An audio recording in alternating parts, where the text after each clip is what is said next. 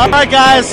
We're here with one of the stars of The Haunting of Pearson Place, Mr. Joe Estevez. How are you, Joe? I am, now that you finally interviewed me, Al, I'm doing fine. We love to hear that, Joe. Part of the famous Estevez Sheen family. Wow, that's a great distinction, isn't it? It's the first time I'm using this line tonight.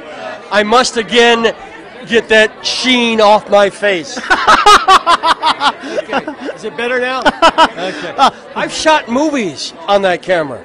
That is a great camera. Yeah, really, I'm serious. Now, Joe, as far as using Estevez over Sheen, what was your decision? As opposed to your brother and your nephew using Sheen as your last name? Well, Estevez is my last name. Right. And my brother changed it to Sheen way back in the day when, maybe they would have been prejudicial towards Puerto Ricans. We're not Puerto Rican, but, he wanted a white bread name and but he regrets it to this day that he changed it to Sheen. Absolutely. Wow. Absolutely. His name is Ramon Estevez, and he wishes he would have kept it, but as they say, that's history. That's Hollywood. That's how Hollywood is. Now, you decided you wanted to stick to your Latin American roots by keeping Estevez. Well, it's a long story, but I worked on my uncle's name of Michael Phelan for about 4 years.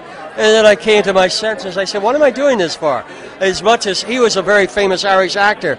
And I said, as much as I admire him, I'm Joe Estevez, and that's the name I should work under. But if you look up under my IMDb, Joe Phelan had a good career for about 4 years, and he disappeared. So, yeah, but... I saw your IMDb. It is literally as long as a short book. It's very long. Lots of credits to your name. Out of all your projects, Joe, what are you best known for, as far as all your projects are concerned? What am I a single movie or? Yes. Yeah, I would assume Soul Taker, which I did in 1989, and it's kind of the thing that put me on the map internationally, and I've literally been working ever since I've done that movie. Sure. So I'm very thankful to Soul Taker. I mean, I think that I've done better movies. I mean, I think I've done more social movies that have made social statements that I'm very proud of, but none of them have done as well as Soul Taker. We'll see how Haunting of Pearson Place does. It's certainly glad that you're part of a project that's here in Washington, D.C. Tell us how you got involved with the project. Michael, I don't know how he got a hold of me, but I got a call. He's sneaky like that. Yeah, I mean, he's terrific. I love Michael Merino. He sent me the script. He said, tell me what you think. I read the script. I said, man, this is scary. I mean, it's not bloody. It's not gory. It's scary. And I said, I love it. I want to do your movie. So we, worked up a contract, and the rest, came to Washington and shot it. And I like it. I'm very proud of this movie. Right. Yeah.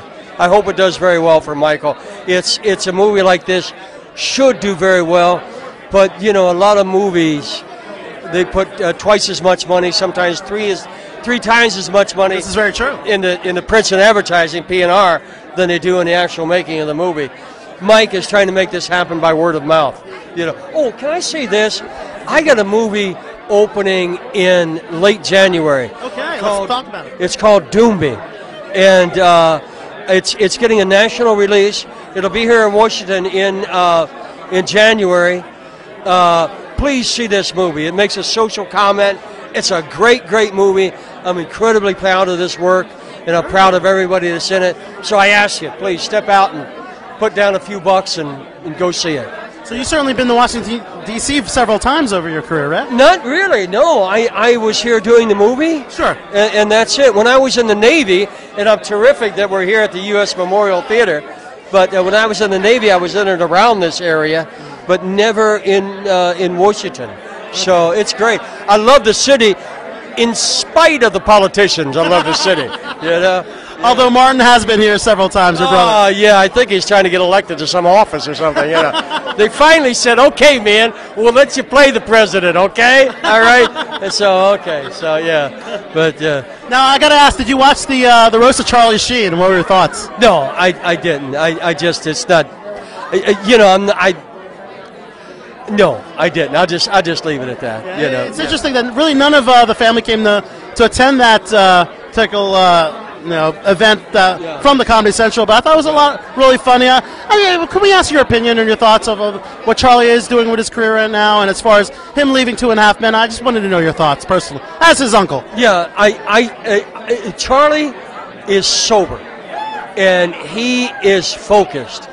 I think Charlie is an incredible actor.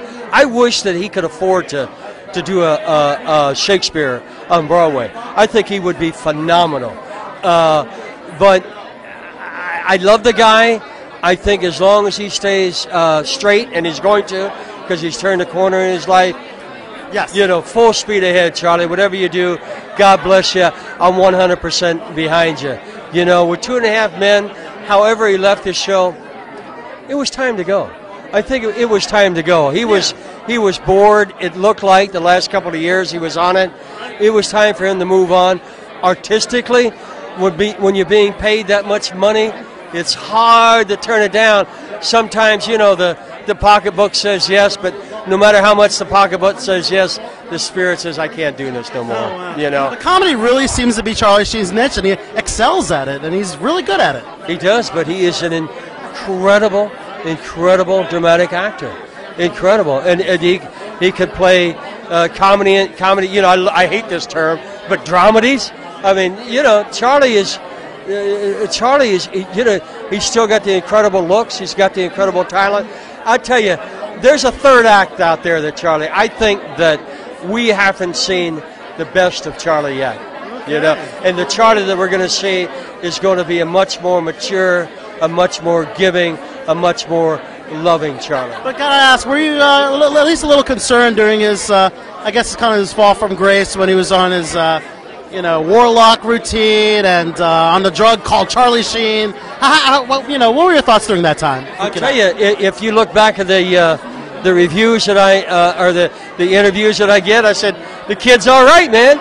He's sober. I said pretty much the same thing that, it's like when you get off of any drug, or you come out of any system, there's a madness, and he was just going through that madness. That was, maybe he should have done it behind closed doors and locked himself away, Charlie's not that kind of guy, He did it for the world to see, He dropped his pants figuratively in front of the world, And sometimes literally as well.